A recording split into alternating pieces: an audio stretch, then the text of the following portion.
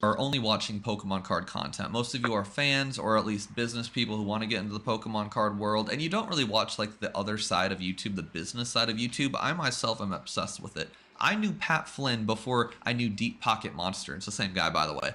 Pat Flynn, business guy, writes business books, does like podcast tutorials, and all sorts of businessy stuff. He's basically a guru without the scumminess that's tied to a guru. Really great content. Highly recommend if you want to start a business. He just wrote a book again, so go buy his book. But yeah, Pat Flynn, Gary Vaynerchuk, he kind of got into the NFT world. You know, for some people they didn't like that, but I've been watching his content for 10 years. Alex Hormozy, Graham Stephan, all of them have done some stuff that people don't necessarily like, but they all have good business content. And that's not even the point. The point is Gary Vaynerchuk he always looks at what's next. He always looks at what pretty spot on. Every trend that he said would be hot in 2 to 3 years actually happened, and that includes live selling. He was talking about Whatnot before they even did Pokemon. He was talking about Whatnot as a sales platform when they only did Funko Pops. They were brand new. He said in several videos that it's going to be the next huge thing, and every company in the world is going to have a Whatnot account. He said that, and I think that's still going to happen. And his evidence for that was looking at China. China does everything first. China's done live stream shopping for a decade now. Like, we are so far behind in this trend, it's not even funny. I'm not going to bother showing you a bunch of clips. Just look, Chinese live shopping, when they started, they've been doing it for a decade. And so Gary was just like, oh, that's America pretty soon. He calls it it's like the QVC, the Home Shopping Networkification of the internet. QVC and Home Shopping Network, my mom's favorite TV shows. You buy stuff, you're watching it on TV, you dial a number, you put the order number, they ship it to you.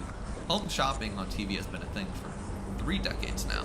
So he just saw, okay, yeah, at some point the internet's going to take it over. Whatnot was one of the first giants to do it. Gary called it.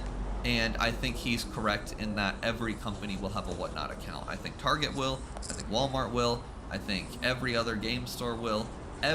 Not just, you know, small companies and you know, Forge and Fire and whatever else company. I'm talking big corporations. GameStop just opened the floodgates. There will be a Walmart Whatnot stream. 100% it's going to happen. And honestly, the people that should be more worried about it than the average consumer are the other streamers. Like, imagine you're a streamer who's just kind of catching on. You don't have a distributor. Your only inventory is from Walmart, Target, and GameStop. And now you have these giants who, love them or hate them, have a better reputation than you, for sure.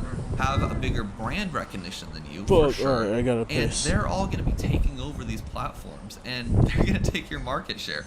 The only people, in my opinion, who should be really worried about this are those folks, the new and upcoming streamers, and the streamers who have been doing it for a while. If you don't have a huge fan base, which a lot of you do, I'd be a little bit worried. I'd be like, oh, maybe I should do some learning stuff. about Pokemon card investing right now, chat. Change the world. GameStop being the first to do it, they have a lot of cash. They have a lot to lose if they stay stagnant. You know, they almost went out of business multiple times now, and love them or hate them, they are pivoting in a way that will be studied in business courses for the rest of time.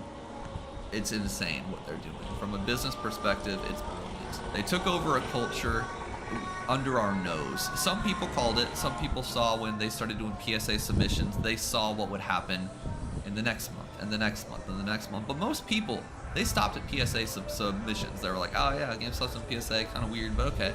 Then they started selling the cards, and they started selling the cards online. Then they started not doing pre-orders anymore. Then they are slowly taking over every aspect of the hobby. GameStop will run, whether you like it or not. And I think the idea that the culture vultures of American corporation, likely, I just wanted to share a different perspective, but I do think it's likely that it's going to keep more product on the shelves for the normal people, and it's going to disincentivize a lot of fly-by-night streamers who are either going to scam you or at the very least, you know, scalp the product.